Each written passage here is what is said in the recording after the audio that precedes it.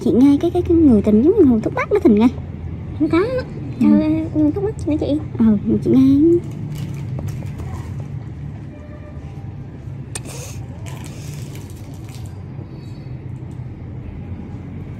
Ủa không đi số rồi hả?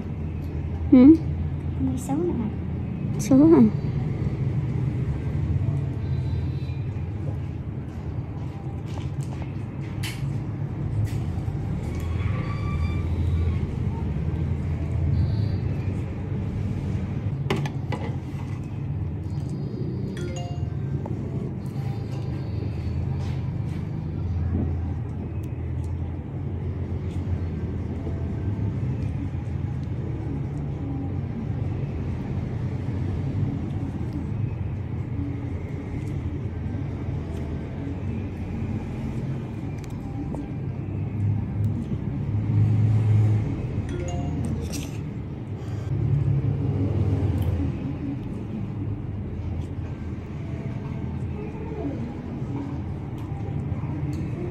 Rồi nhám cái tay luôn.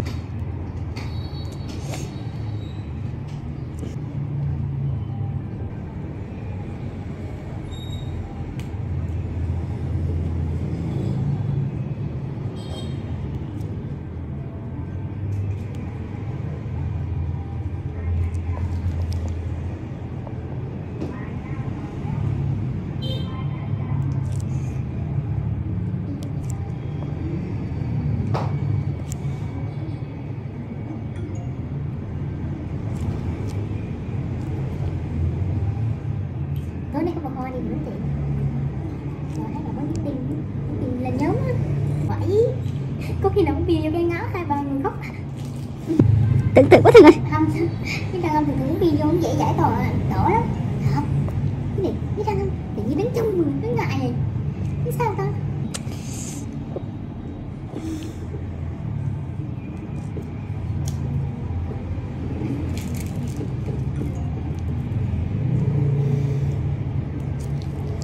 Kim rau hay là nạn rau Tịnh? Chất kim. Kim rau. Cái nhất. Chồng. Thôi để đó đi. Vui để làm gì cười, nhớ mỏ, buồn, giận dữ.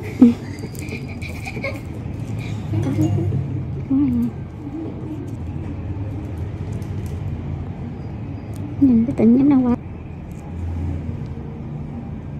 Không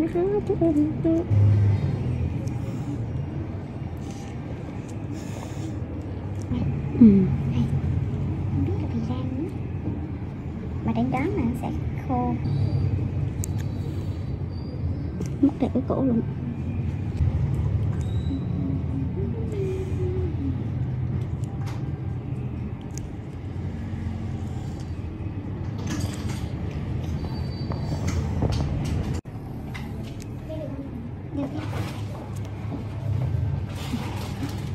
Có bé tẹo tẹo.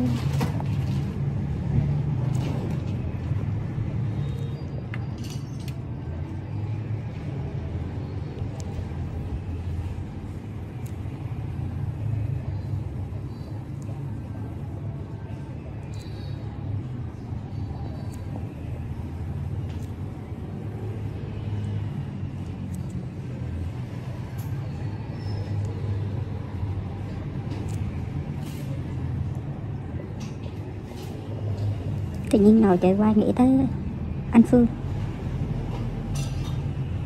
Cho nó cho hóng nó thành ra, cho tấm thủy thành ra cho tỷ hóng.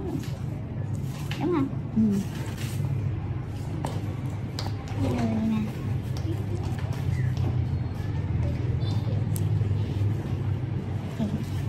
Đúng là tiền cả tấm. Cái mặt đau là chị ra. Không. Phải công nhận không? Tiền mà phải chụp phỏng mình phải chụp kiếm thì cho nó tiền đau là chi. Nhưng mà cháu nghĩ là cây nó nhiều kìa. Còn của mình ít á.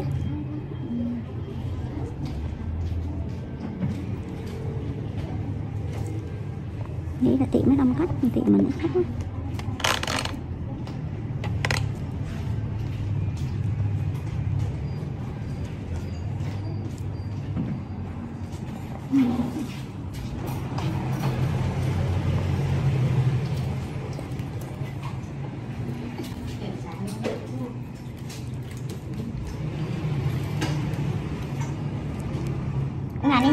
anh Trung ở nhà hả?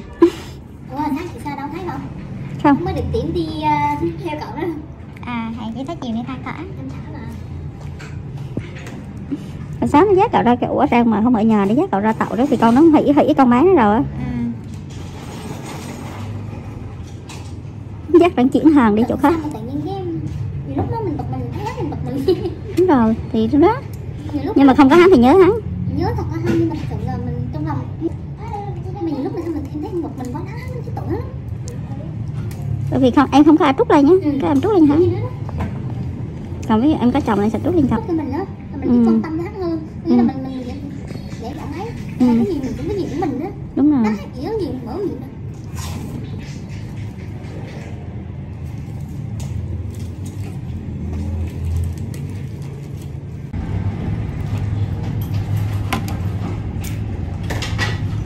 Cái đàn này bị tát đâu, chỉnh đàn vậy sao cái?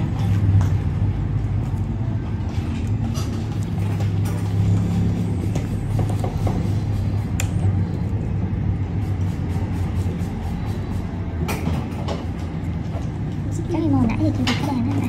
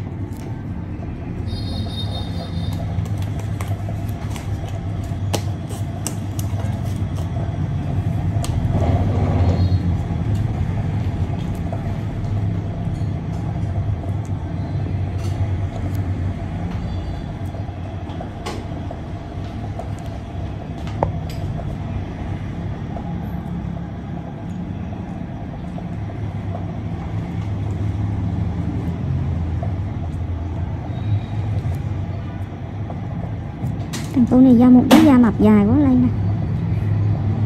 Hồi kia là cái do em là giàu không á.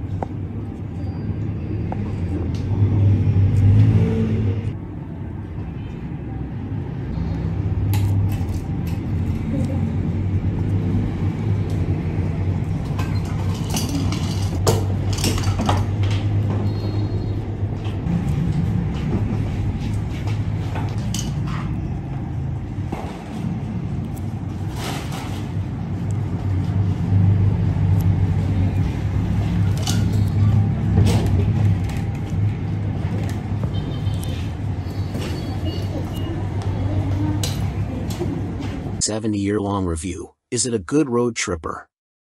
I'm not a huge fan of naming cars, but if it's a cool name and it goes with the model, I'm game.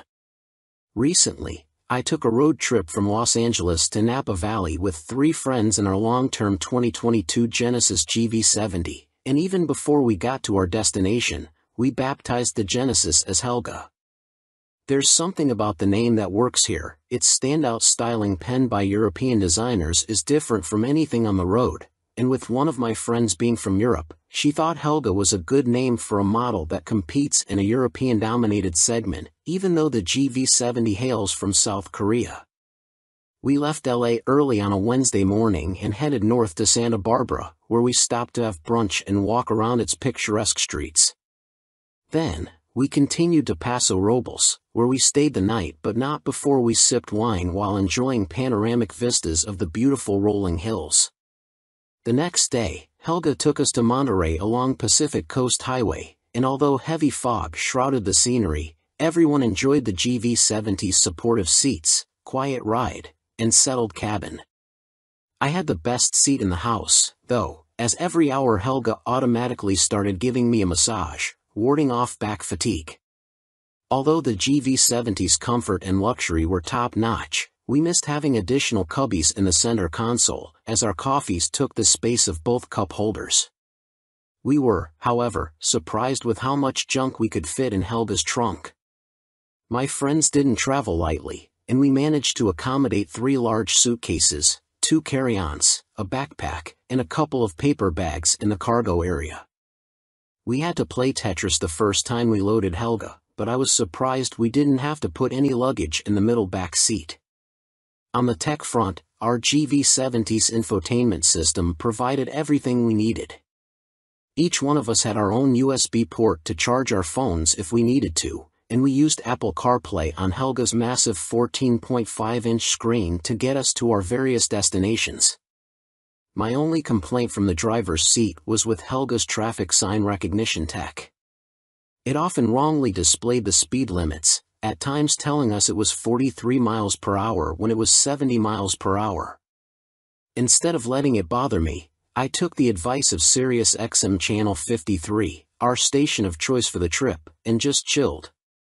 Once we made it to Napa, we visited 2 wineries, and the following day we went to San Francisco, where we biked from Fisherman's Wharf to Sausalito via the Golden Gate Bridge. The last stop of our road trip was Yosemite National Park, where we spent a couple of days hiking along waterfalls and up to Glacier Point. We were all impressed by the tall pine trees and amazing cliffs.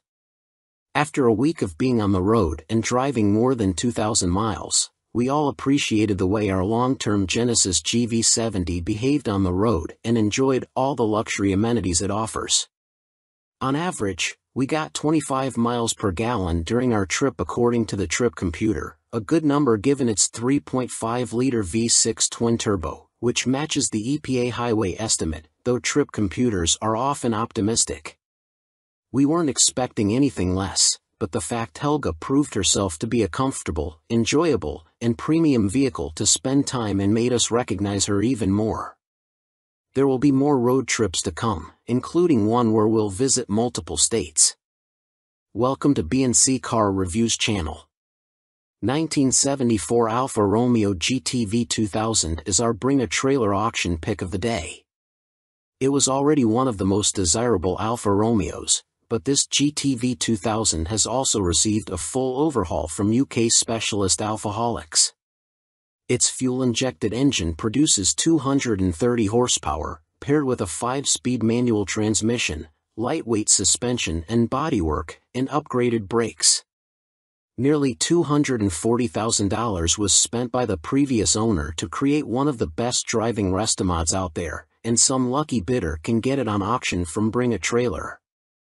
In the old days, the stopwatch made the rules. Whichever sports car was fastest to 60 miles per hour or around a circuit was the best. QED. Yet, even in that time, many enthusiasts waxed romantic about the appeal of an Alfa Romeo, not just performance but an experience. In an age when dollars equals speed, that appeal hasn't gone away. If anything, as in the case of this special little Alfa, the romance is even more concentrated. Up for auction on the website Bring a Trailer, which, like Car and Driver, is part of Hearst Autos, is this gorgeous confection of motoring con brio. Based on a 1974 Alfa Romeo GTV 2000, one of the prettiest coupes to issue from a Milanese factory, this one has been treated to a full workup from UK-based firm Alfaholics. With a week left to go until the auction ends on Wednesday, November 30th, bidding sits at $110,000. If paying new 911 money for an old Alfa sounds crazy, it's not. First, take the GTV 2000 itself. 1974 was the last year of these cars for the US market, and they had everything necessary to provide a special driving feel. With a frothy 130 horsepower twin-cam engine, a nimble chassis tipping the scales at just over 2,200 pounds, and gorgeous styling, the Gran Turismo Veloce was everything that Alfisti could want. If the internal combustion wasn't always internal, that was just some added Alfa zest. A life without even a little drama is not worth living, right? In 1977, Richard Banks bought the first Alfa Romeo Alfetta 2.0 LGTV in the UK, for competition in the British Production Saloon Car Championship. The car was very competitive. As a sideline to help pay for the racing, he bought and refreshed a second-hand 2000 GTV. It sold the same day as ad ran in the local paper. More than 4 decades later, Banks and his 2 sons, both trained as lawyers, but also involved in racing, run a family firm dedicated to creating the finest Alfa Romeos around.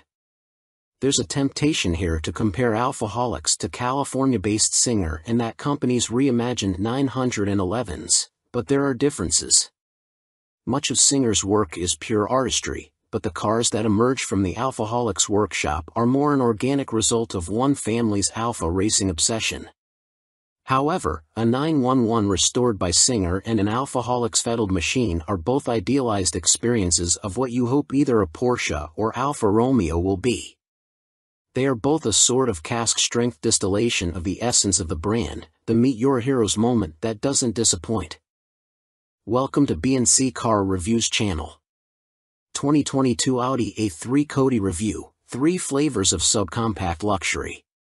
As cars get ever bigger, we're always excited to drive something small as a palate cleanser. Fully redesigned for 2022, the smallest car in Audi's US lineup is offered in 3 distinct sedan flavors, the base A3, the sporty S3, and the high-performance RS3. During our 2023 Motor Trend Car of the Year event, we enjoyed pushing the trio to their limits but encountered a couple sticking points along the way that made us question whether these pint-sized sedans are worth their liter-sized price tags. With powerful turbocharged engines across the lineup, every A3 variant is quick. Even the 201 horsepower A3 managed to run from 0 to 60 miles per hour in 6.4 seconds. The more powerful S3 did the deed in just 4.6 seconds, and the turbocharged i5 RS3 bested its siblings with a 3.6-second run. We found the drivetrains responsive and the dual-clutch automatic transmissions surprisingly refined as we accelerated to freeway speeds or ran through gears on a winding test track.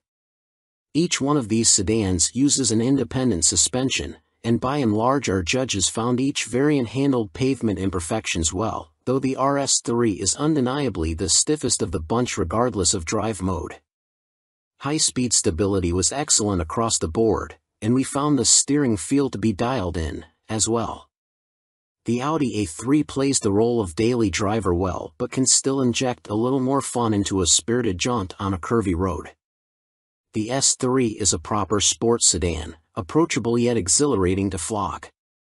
But the RS3 is a different animal altogether, almost unrecognizable as part of the Audi A3 family. Director of Editorial Operations Mike Floyd called it hilarious fun on the Figure 8 and RS Torque rear, Audi's name for drift mode. With 400 horsepower at play, the petite RS3 has a feral characteristic that makes it a unique offering in its segment. Our biggest complaint with the trio of Audis was the pervasive sense of cheap plastics in the cabin. Although the interior is well designed and we like the unusual vent placement and hard button control scheme, our judges couldn't get past Audi's cost-cutting approach. There's nothing aspirational about the A3's angular interior once you start to touch it, Buyer's Guide director Zach Gale said. The center console's cup holder area and the space around the gear toggle are boring and cheap-looking. Standard safety technology is also lacking, and buyers will have to option expensive packages to get desirable features that are becoming the norm on non-luxury offerings. The hardest to justify was the RS3. Despite the special engine and splashes of green inside our test car that reminded some of a baby Lumbo, several judges found its as-tested price tag approaching $75,000 tough to swallow, especially given the cabin's deficiencies. If you're determined to spend money on one of these small Audis, we recommend the S3, the Goldilocks of the bunch in terms of performance and value. Its quilted leather seats elevate the cockpit to a more acceptable level for the money, and foregoing a few items on the options sheet would bring it down from its almost $57,000 as-tested price. We appreciate seeing genuinely subcompact cars still on the market, especially ones with a solid enough platform to support such a broad range of variants. What the A3 lineup lacks are improved materials and enough standard features to make these cars as luxury-leaning as their prices suggest they should be. Welcome to B&C Car Reviews channel. 2024 Lucid Gravity, everything we know about the electric SUV. Not content simply launching an all-new EV with more than 1,000 horsepower and an expected EPA range of more than 500 miles, the mad geniuses at Lucid Motors are cooking up a new SUV, because of course they are, and today's market dictates they offer one. It's called the Lucid Gravity. Little official information is available at this point beyond these two key items. First, the Gravity looks wider and will of course be much taller than the Motor Trend Car of the Year winning Lucid Air sedan, but it will sit on the same stretched wheelbase skateboard platform, so the SUV/CUV's length should be close to identical.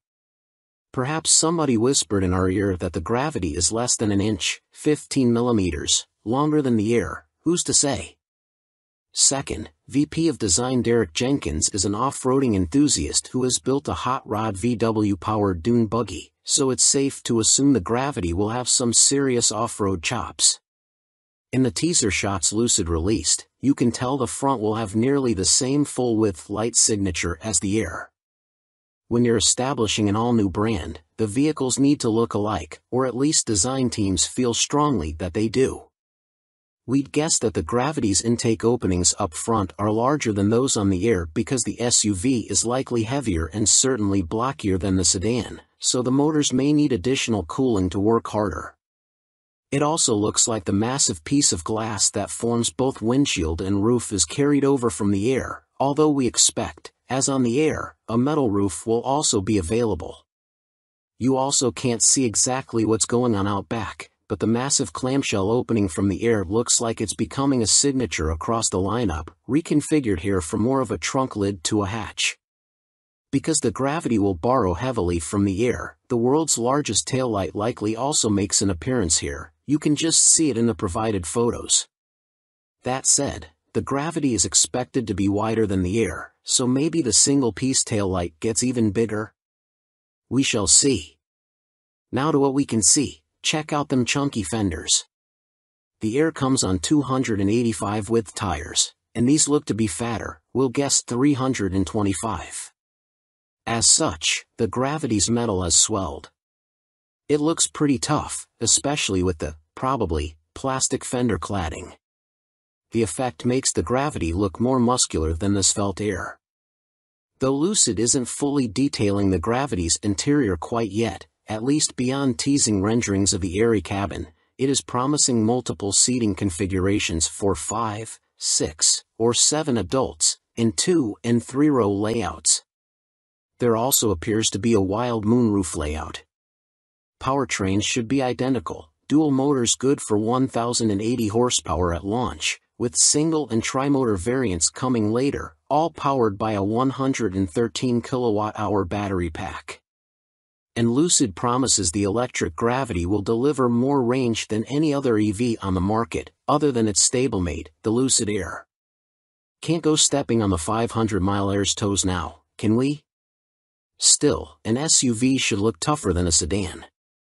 Like the Air, the Gravity should feature an air suspension, and like Range Rover's thus equipped, it should use set-adjustable suspension to great effect away from pavement, think increased ground clearance at the touch of a button. We know Jenkins currently owns a Range Rover, which works exactly that way. One cool touch is how the A-pillars seem to drop through the flat-looking hood. It's a cool, utilitarian effect, and it helps to highlight another Lucid design signature, the massive aluminum roof adornment. We also really like how the C-pillar resolves into the body on the Gravity, the C-pillar being arguably the only weakness of the Air's design. Turns out that fastback sedans with trunks instead of hatches frequently have compromised, disjointed C-pillars. Looking at you, Cadillac CT5. Here, it looks smart and well integrated. Lucid is finally outlining when exactly we'll see the Gravity land in customers' hands, late 2023. That, to us, signals that the SUV will be a 2024 model. It will be built in Lucid's Casa Grande, Arizona plant. This post was originally published on September 9, 2020, and has since been updated to reflect official imagery and details from Lucid, as well as drawings that Lucid trademarked of the Gravity with the European Union Intellectual Property Office. 2023 Lucid Air Touring First Drive, the sweet spot. Automakers are talking a lot about the future. Promises about what electrified vehicles they will bring to market, and when, are a focus, as are guarantees that self-driving cars, never mind what was said earlier, really are just around the corner.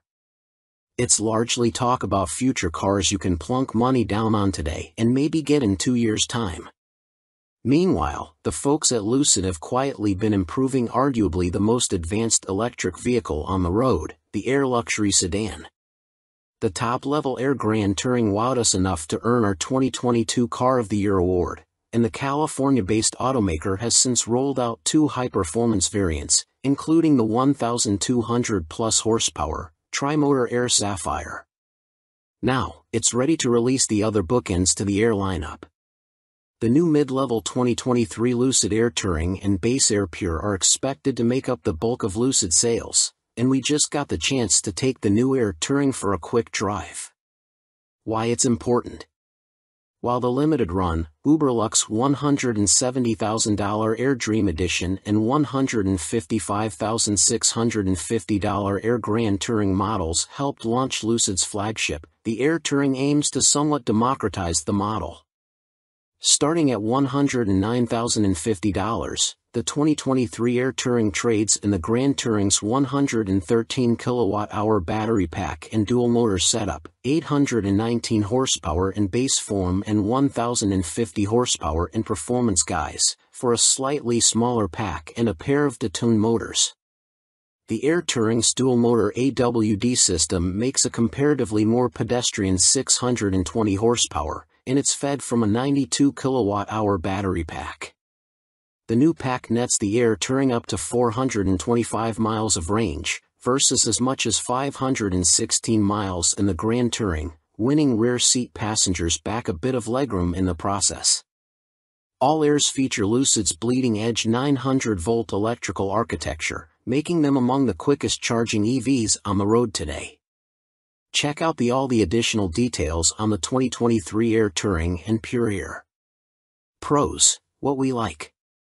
While our drive of the 2023 Air Touring was brief, it nevertheless served as a poignant reminder as to why the Air earned our 2022 Car of the Year award. Despite its more affordable price tag, this tremendously handsome, low-slung, Arizona-built sedan is still seriously luxurious. Visually, nothing immediately flags the Touring is the cheaper one. Aside from the optional aluminum top, a panoramic roof is the only choice on the Grand Touring. It's the same story inside. The elegant design and tasteful mix of textures, materials, and colors carry over.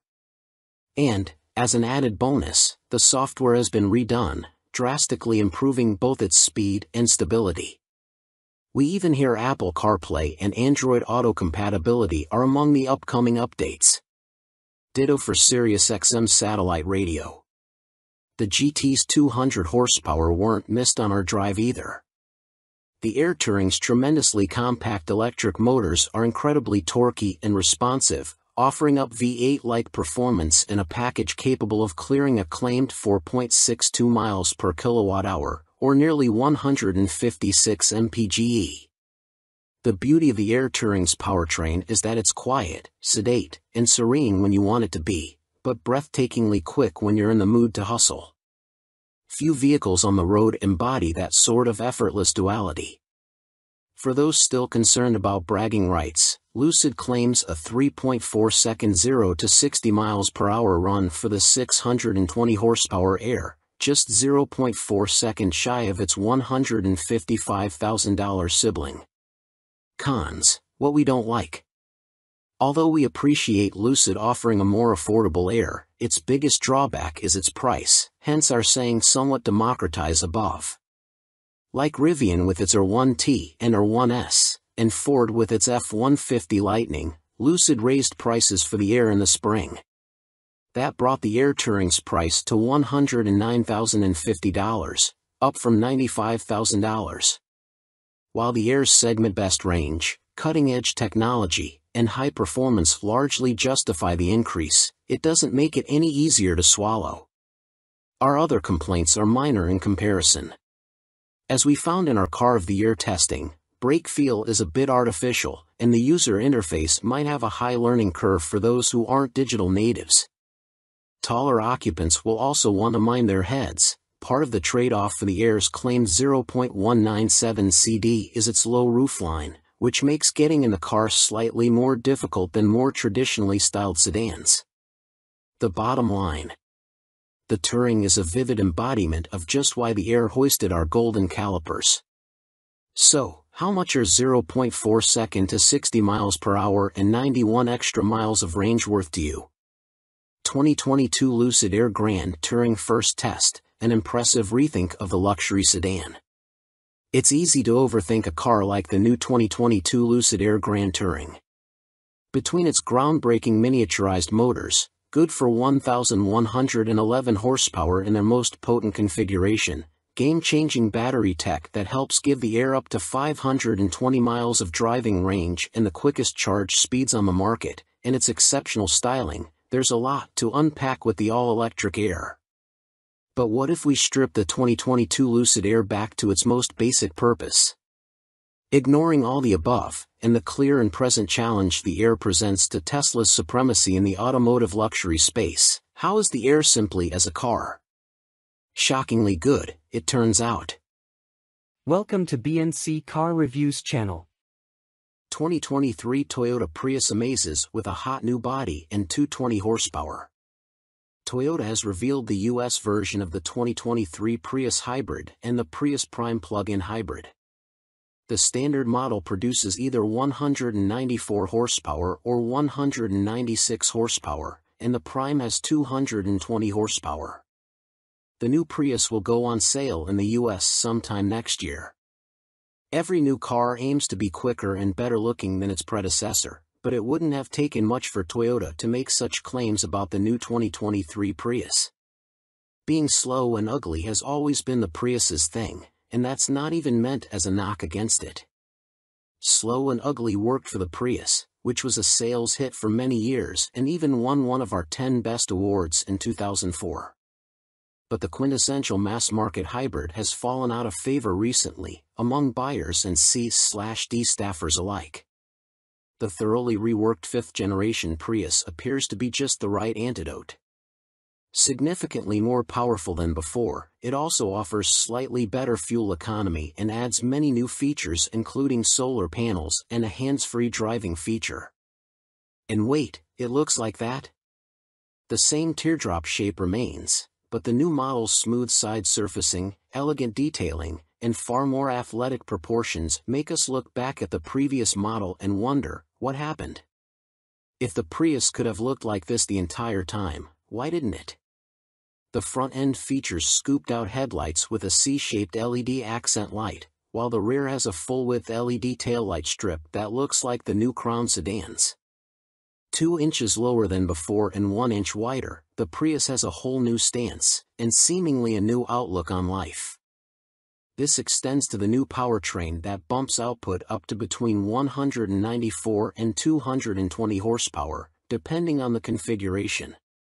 That's a huge uptick from the previous model's wheezy 121 horsepower. Toyota claims the new Prius will accelerate to 60 miles per hour in between 6.6 and 7.2 seconds, which could make it feel like an NHRA dragster compared with the 10-plus second runs of the previous model. Although Toyota hasn't released detailed powertrain specs quite yet, one contributor to the newfound muscle is the 2.0-liter inline-4 gasoline engine that replaces the previous 1.8-liter unit. All Pri now use a lithium-ion battery pack that's mounted under the rear seat. The old nickel metal hydride pack that was still found in certain versions of the outgoing car is gone. The all-wheel drive Prius also swaps its induction-style rear axle-mounted motor to a new permanent magnet synchronous unit. A 194 horsepower front-wheel drive setup is standard, and the all-wheel drive model adds 2 horsepower to that total. The FWD-only Prius Prime, meanwhile, tops the range with its 220 horsepower plug-in setup that includes a larger lithium-ion battery that promises around 38 miles of electric driving range, compared with the previous Prime's 25 miles rating. Despite the extra grunt, Toyota also promises an EPA combined rating of 57 miles per gallon for the base front-wheel drive LE model with its 17-inch wheels. That's one better than the outgoing 2022 Prius Eco's 56 miles per gallon rating, although adding AWD and opting for the XLE and limited models' larger 19-inch wheels will likely drop that number somewhat. Unlike before, the Prime plug-in doesn't offer much visual differentiation from the standard car. Fortunately, they both look good now. But now that it's the most powerful Prius, Toyota is pitching it as the sporty one, as it'll be offered only in SE, XSE, and XSE premium trim levels. The standard car will have LE, XLE, and limited models, just like before. While the lower trims aren't anything fancy, they lack power seats, feature a relatively small 8.0-inch touchscreen, and will likely look dumpier on their 17-inch wheels. The limited and XSE premium models introduce some novel tech goodies and convenience features. A huge 12.3-inch touchscreen comes on board in the upper trims, along with a power liftgate, and a digital rearview mirror is optional. The Prime will offer solar panels for its glass roof that juice up the battery while the car is stationary to help power accessory functions and the air conditioning. Also exclusively optional on the Prime is a traffic jam assist function that allows the driver to go hands-free under certain circumstances under 25 miles per hour. We're expecting Toyota to raise the price somewhat on the Prius, but the base model should still come in under $30,000. Top versions will likely exceed $40,000, but maybe that's not such a stretch thanks to the Prius's newfound swiftness, high-end features, and, most of all, its undeniable curb appeal. This content is imported from Poll. You may be able to find the same content in another format, or you may be able to find more information at their website. Welcome to B&C Car Reviews channel. 2023 Genesis Electrified G80 Kodi Review, Surprising Stunner. In our experience, vehicles that serve up both gas and electric powertrain options are masters of none. As the old Hyundai Ioniq demonstrated, they're usually cramped, heavy, and unrefined because building a package that suits both an internal combustion drivetrain and an electric one results often in compromises for both. So according to recent history, then, the 2022 Genesis Electrified G80 probably shouldn't be any good. Yet to our pleasant surprise, the understated electric G80 is impressive and then some. Riding on Genesis M3 platform, the electric 2022 G80 throws out the standard G80's somewhat lackluster gas engines and running gear and in their place plops in a permanent magnet electric motor at each axle and a big 87.2 kWh battery pack under the raised floor. Total system output is a peak of 365 horsepower and 516 lb-ft of torque, 10 fewer ponies than the G80 Sport's 3.5-liter twin-turbo V6 but 125 lb-ft more twist. The electrified G80 can travel up to 282 miles on a full charge and is capable of quick charging with a 187 kilowatts peak rate. Although it's not as quick as dedicated EVs like Genesis' own GV60, that SUV has a 235 kilowatts rate. It's still enough to charge from 10 to 80% in as little as 22 minutes when plugged into the appropriately powerful Level 3 DC fast charger. With rivals such as Mercedes-Benz falling to the temptation of making their EVs look, well, different, the 2022 Genesis electrified G80 styling is refreshingly restrained. In fact, the only tells that electrons power this G80 are the lack of a fuel filler flap and the silver grille with the charge port hidden cleverly within it.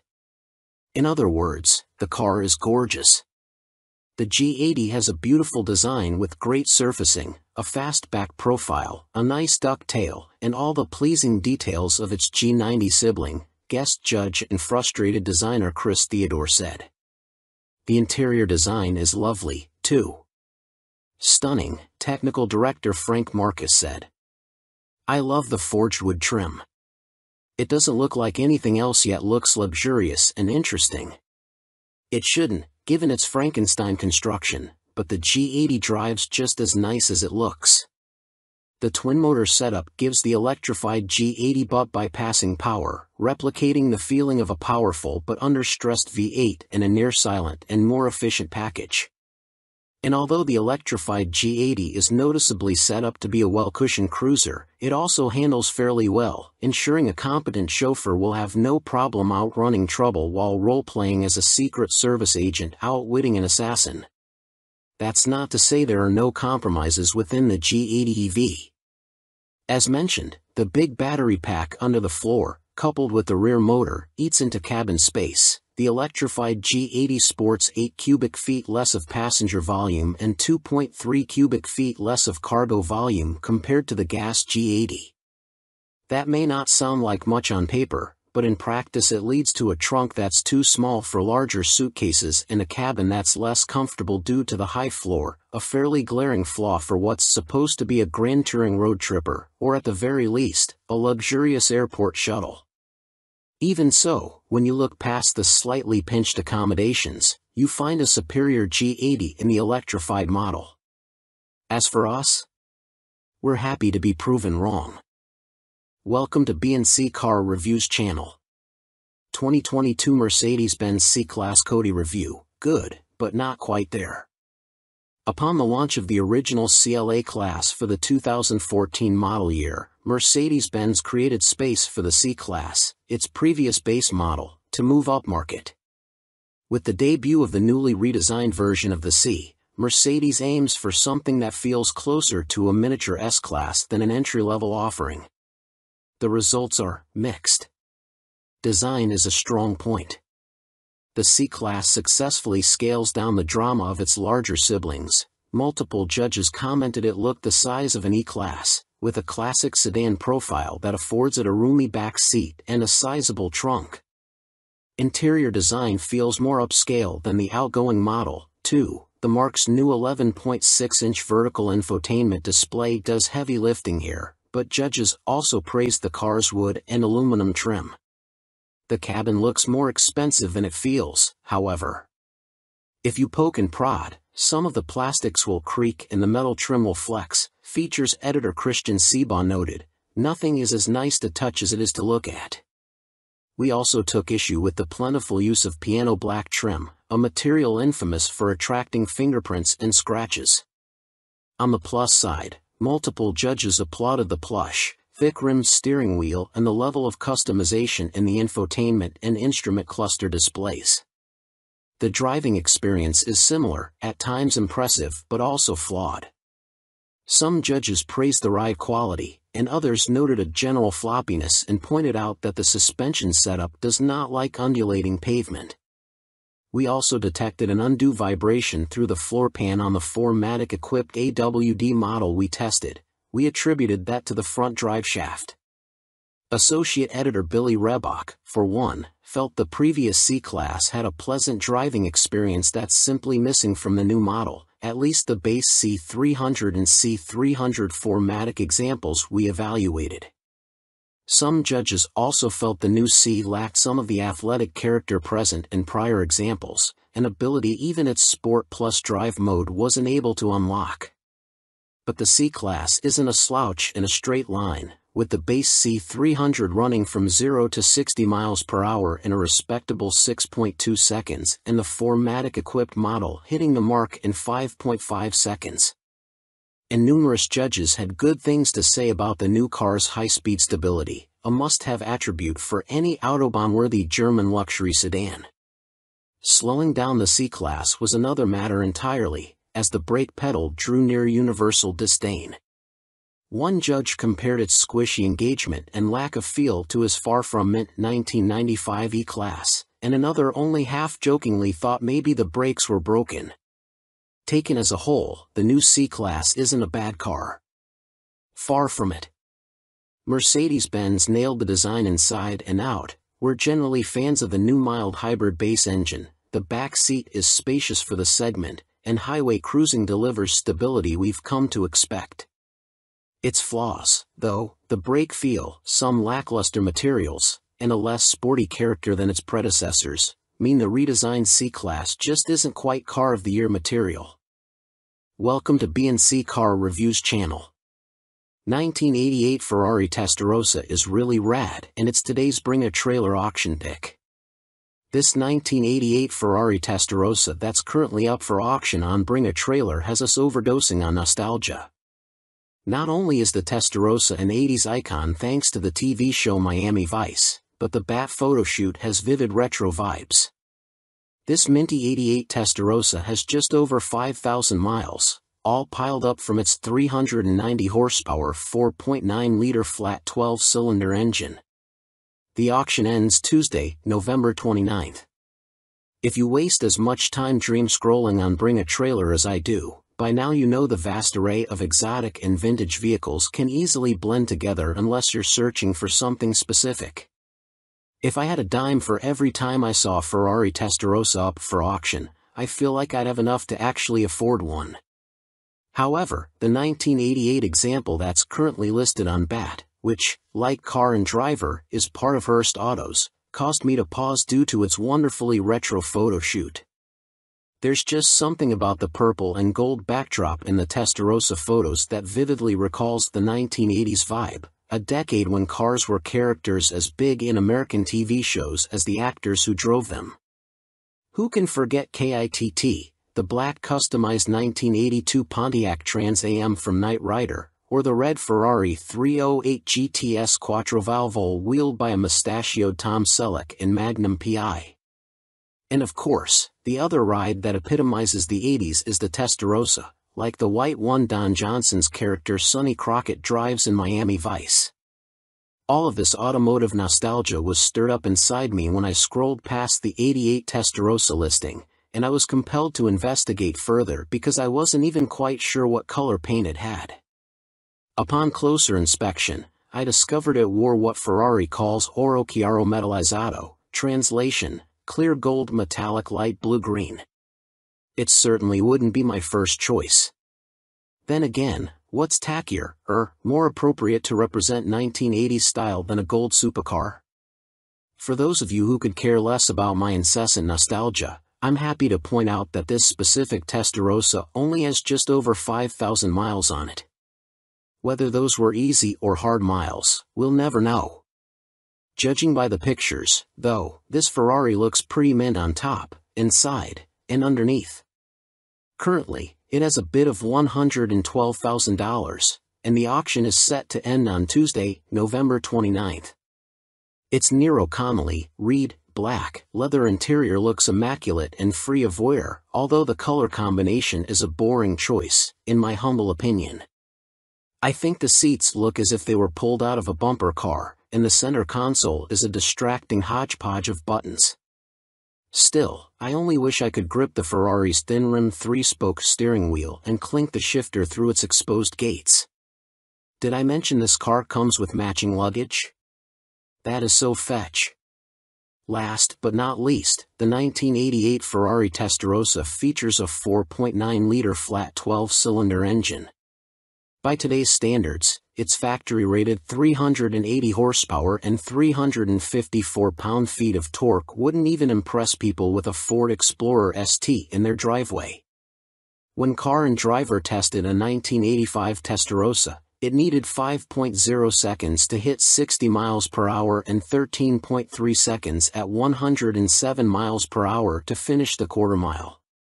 Again, a 1,087-pound heavier, 400 horsepower Explorer ST is within tenths of both marks. Yet, in this admittedly random Ford versus Ferrari comparison, it should be obvious that when it comes to the Testarossa, it's never going to be about the numbers. It's about being one of the most recognizable cars on the planet, and one that makes you feel like a suntanned Sonny Crockett chasing coke-dealing baddies through the streets of 1980s Miami. Welcome to B&C Car Reviews channel. 2023 Mazda CX-50 Test Drive Checklist, 5 things to consider behind the wheel. The salesperson throws you the keys to a new 2023 Mazda CX-50 and you sit in the driver's seat. Whoa! It's probably been years since you were behind the wheel of a new car, and here you are, butterflies in your stomach and a little overwhelmed. As your hands grasp the leather-wrapped steering wheel, one thought bubbles to the surface: what am I supposed to look for? The experience can be overwhelming, but we're here to help. We've spent thousands of miles driving our year-long 2023 CX-50 2.5T and plenty more with the standard engine CX-50, too. Spending so much time with these SUVs gives us a unique perspective, and we have a good idea of what they offer. Here are 5 things to consider on a CX-50 test drive. 1. Connect and use the dial. If it seems strange that we're starting a driving-focused review with your smartphone, let us explain. The goal is to make this time as close to your routine as possible. So if you are a regular user of Apple CarPlay or Android Auto, after you adjust the seat and mirrors, connect your phone to the car. The 2023 CX-50 has standard wireless Apple CarPlay and Android Auto as well as a 10.3-inch touchscreen on all but the base trim. That's a great start, and it means you don't need to upgrade to a higher-level trim to get good tech. Consider 2 things: how the infotainment system operates, and the screen's positioning. Although the phone mirroring features can operate via touch, the rotating infotainment dial is more conveniently placed about where your hand falls. Can you see yourself switching from the music screen to the maps screen easily? We've found that with a little practice, using the dial is easier than touch screens. When you're in motion, touch screens are more prone to inaccuracy. One ill-timed bump sends your finger to a different on-screen button than the one you wanted. That's never an issue with the dial, though some Motor Trend editors still prefer touch screens. One feature we've come to love is something we discovered over time. Pressing the home button below the dial gets you either to a calming view of a clock or, if you're in Apple CarPlay, sends you to our preferred layout, which splits the screen between Spotify and a navigation map. Easy, and you can access it without looking away from the road. Finally, notice how the 10.3-inch screen is positioned at the top of the dash and is tilted slightly toward the driver. Though not everyone is a fan of the screen's short height, its great positioning again means less time glancing down from the road to a screen. 2. Pay attention to steering weight. Heavy steering doesn't inherently make an SUV sporty, but the CX-50's steering has both qualities. We enjoy driving the CX-50, but do wish it required less effort to turn, even from one residential street to another. Having said that, CX-5 owners may find the CX-50 a slight relief in steering effort. Also, in the CX-50's case, this editor found the communicative steering to be exactly what was needed to feel confident in any maneuver. This is another one of those situations where the CX-50 divides the Motor Trend staff. In any case, if you start wondering whether the CX-50 feels heavier to turn than your car, it may not be you. 3. Suspension harshness. The best sports sedans communicate what's happening on the road, but not so much that every trip becomes an exhausting chore where you feel every bump. Because the CX-50 wears a Mazda badge, it should come as little surprise that the compact SUV is tuned towards sportiness. If you want a cushier suspension, get a Subaru Forester. But you don't want that boxy Subaru, you're interested in a Mazda because the CX-50 speaks to you. Unfortunately, the CX-50's ride on available 20-inch wheels is firm, so make sure you can live with the suspension tuning. If you aren't sure after a test drive or two, try a CX-50 with its standard 17ths or the Meridian trim and its 18ths. Though we prefer how the CX-50 looks on its available 20-inch wheels, other trims' less aggressive rubber may result in a more cushy ride. 4. Acceleration. Do you ever press the accelerator pedal down more than halfway? If so, this one's important. Our test had the CX-50 Turbo hitting 60 miles per hour in 7.0 seconds. Not bad, but also not great. We wish the SUV were quicker even if it does sound sweet at wide open throttle. The base engine CX-50 does the 0 to 60 sprint in 8.5 seconds, which is okay for its segment. Welcome to B&C Car Reviews channel.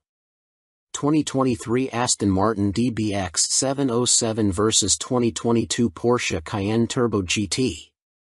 From the December 2022 issue of Car and Driver.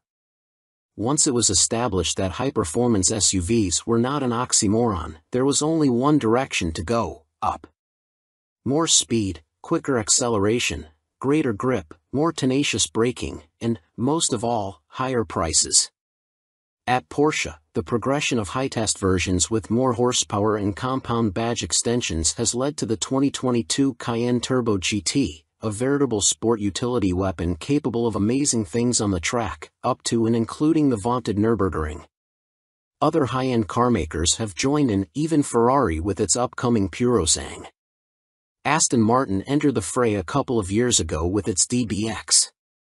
We'd surmise, however, that the beastly 2023 DBX 707 was in the model plan from the outset. These Cayenne and DBX models make an excellent pairing, and not just because our samples were painted focus group white to prevent color bias from creeping in. Ferocious twin-turbo 4.0-liter V8 engines vigorously propel both, with the Porsche's 3,996 cubic centimeter powerplant generating 631 horsepower and the Aston wringing 697 horsepower from a mere 3,982 cubic centimeters.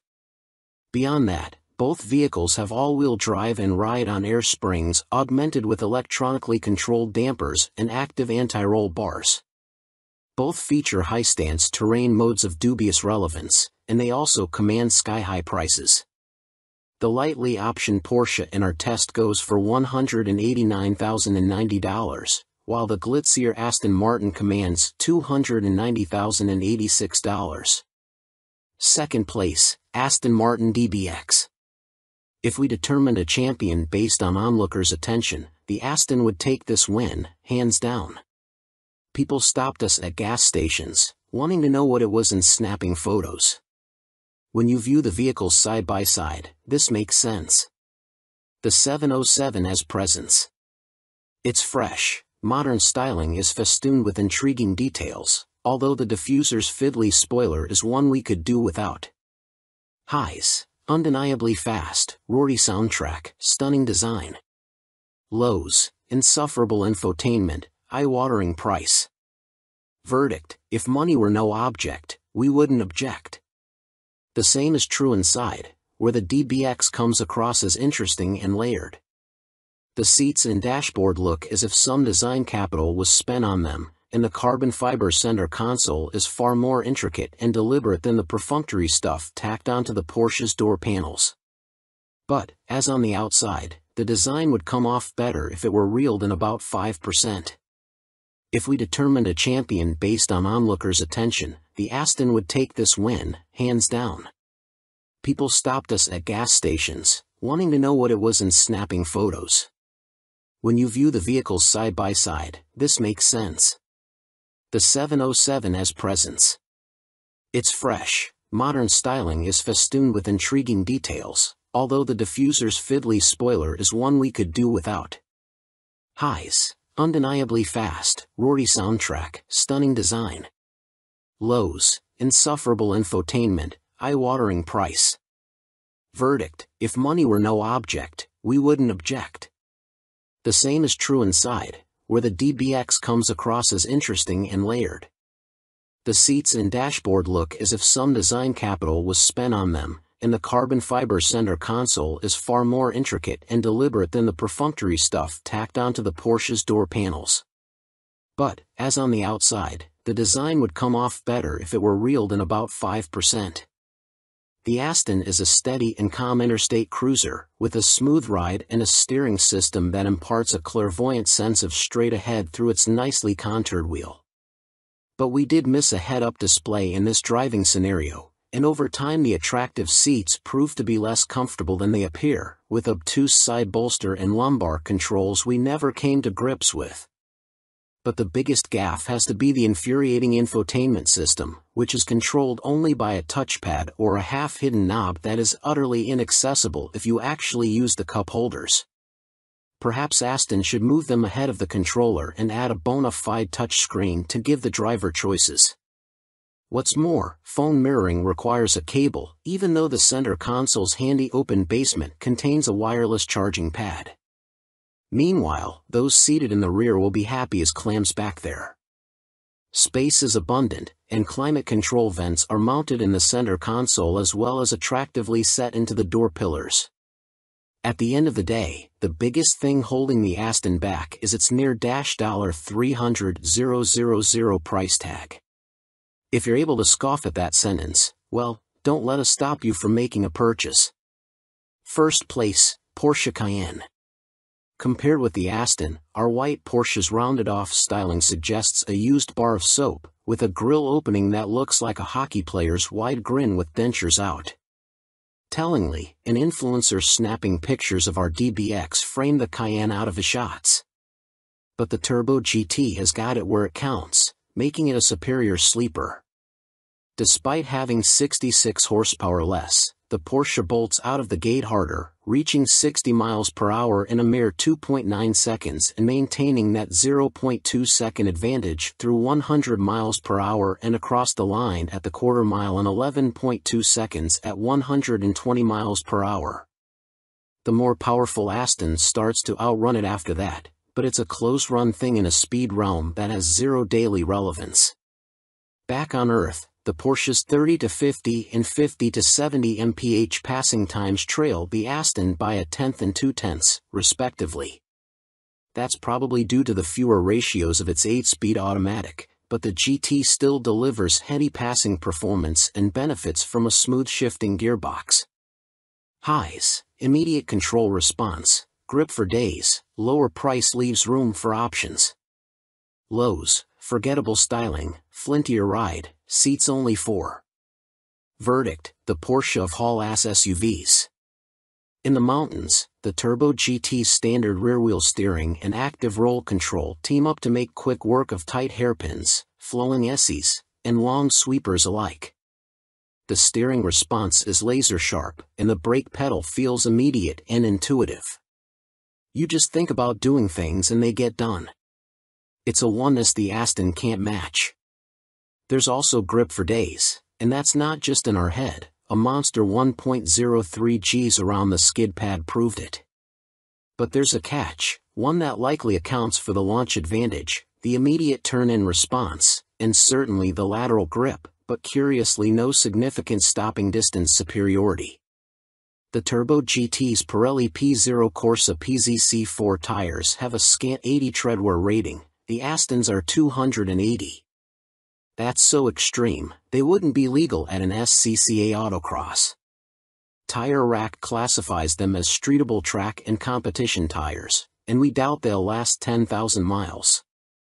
Still, perhaps from the perspective of the happy side of a $100,000 price gap, chucking a lot of them at the Porsche feels affordable.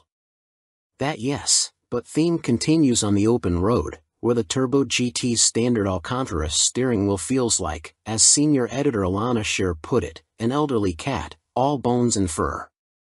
Rest assured, there's a more comfortable, and heated, wheel on the typically extensive Porsche options list. The same can be said of the dual-zone climate control, which can be upgraded to 4 zones with a comparatively modest spend. The DBX has a standard 3-zone setup, and our Porsche's lack of adaptive cruise control. The standard 8-way sports seats are comfortable over the long haul, though, and they do much to take the edge off rougher roads. That said, you could also upgrade to 18-way chairs. What you can't option away is the slightly less compliant ride, the 4-place seating, and the 1 mpg worse EPA combined fuel economy rating, which relates back to the gummy tires and the cog-deficient 8-speed automatic. But there are 100,000 reasons why this doesn't matter, and there's no denying that the Porsche Cayenne Turbo GT is the more potent and rewarding sport utility weapon. Plus, if that interested influencer is any indication, the local constabulary will likely direct their attention to the Aston instead. 2023 BMW iX M60 is an EV that delivers power and exclusivity. Back in the early days of the BMW 2002, BMWs were rare and driven mostly by enthusiasts. They often flashed their brights upon encountering another member of the then tiny tribe.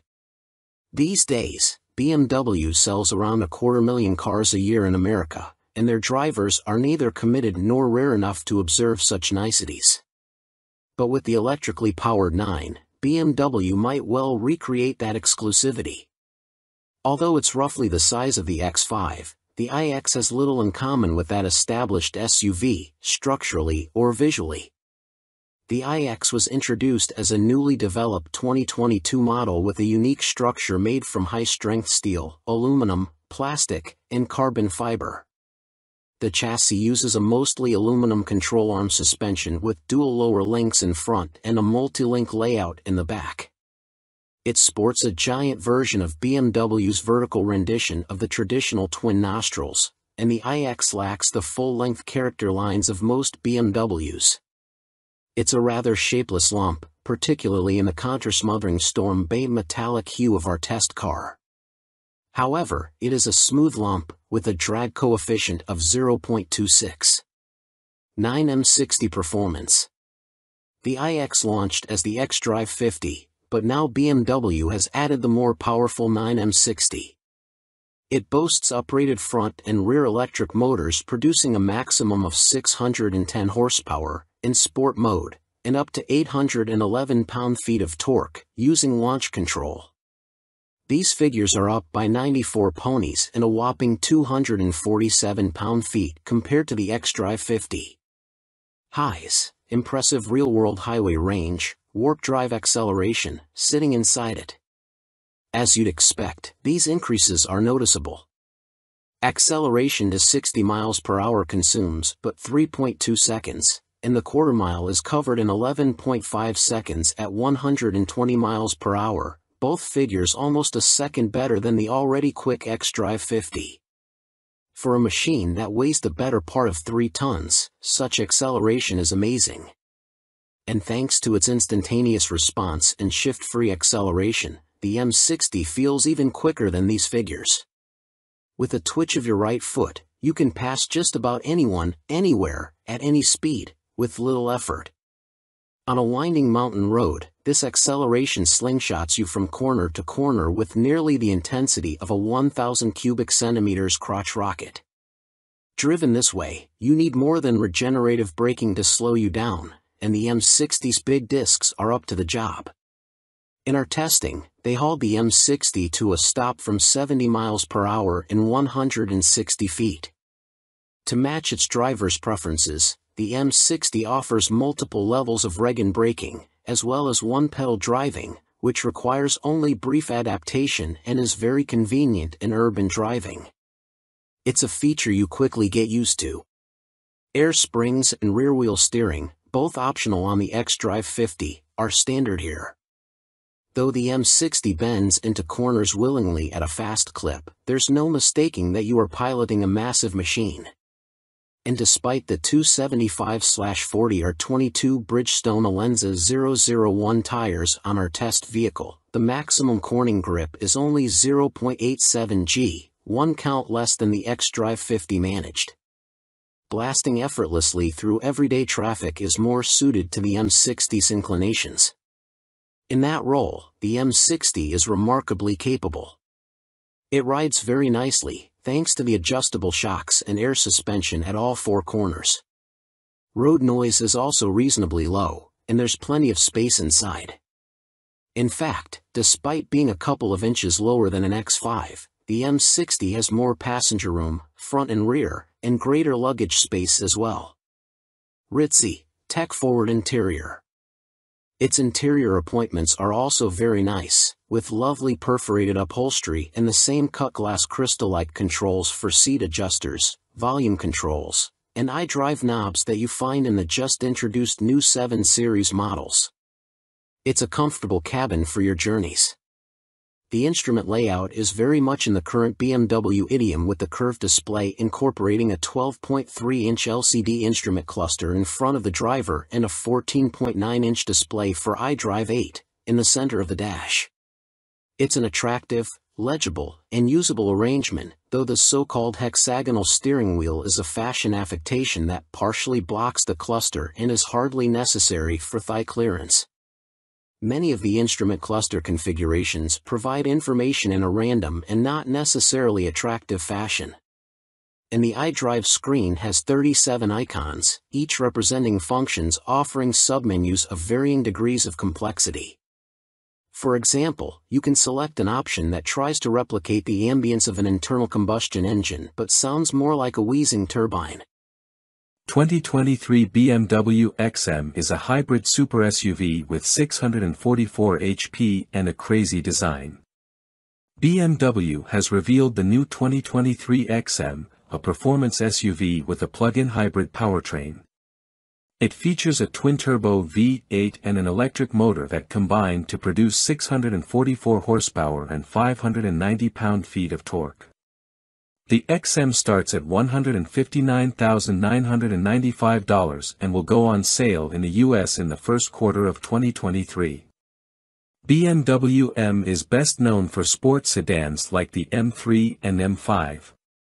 But the performance division is going in many new directions as of late, and the new 2023 XM combines many of these fresh elements in a single vehicle, fitting, as this is meant to be M's new flagship.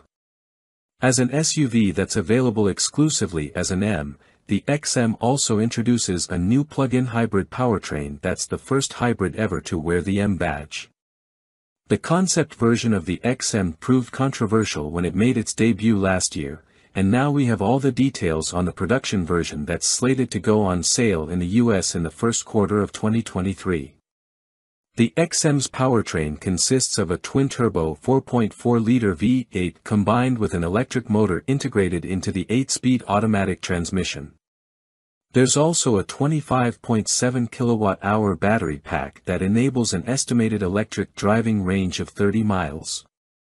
Total output sits at 644 horsepower and 590 pound-feet of torque, and there will be an even more powerful Label Red version coming later on with a claimed 735 horsepower and 735 pound-feet.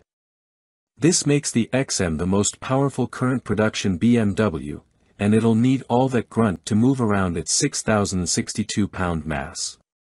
Were it not an M exclusive, the XM might otherwise wear the X8 designation. It's considerably larger than both the X5 and X6, but smaller than the three-row X7, much like the relationship between Audi's Q7